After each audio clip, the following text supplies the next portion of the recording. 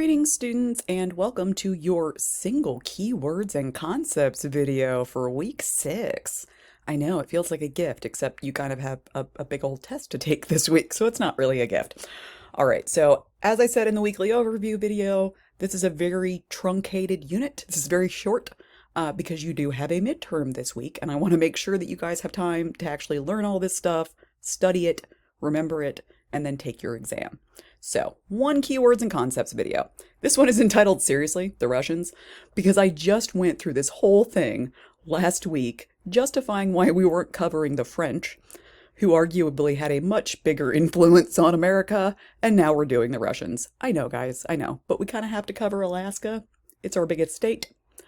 They even tried for Hawaii, which is just funny. So it's kind of an interesting one. Most of us don't learn this particular history actually, so it's kind of a fun one. So only three really big things here. So we have the first colony there, and you're going to hear them talk about Archangel or Archangel, depending on how they pronounce it.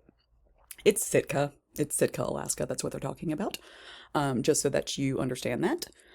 They're also going to be talking about Fort Ross, and they do explain this in our documentary for the week, but I just want to make sure everybody knows that yes, the Russians had a fort in California near the Spanish.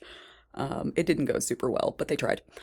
And then finally, this one's just kind of fun. It's Seward's Folly. So Secretary of State William Seward was lambasted. They mocked this poor man until the end of his life.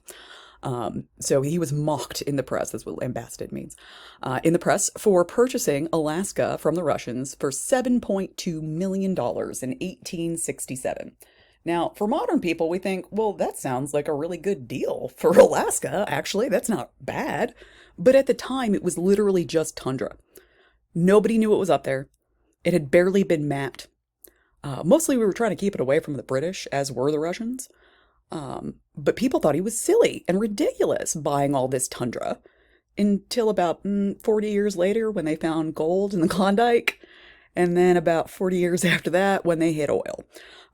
So, you know, history and the arc of history is rewarding Seward for his decision to purchase Alaska from the Russians after the Civil War, despite the fact that his contemporaries called it a folly. So that's our keywords and concepts for the week, guys. I do have a video coming up about how to study for your midterm as well, so that there aren't any mysteries there, because I don't like that.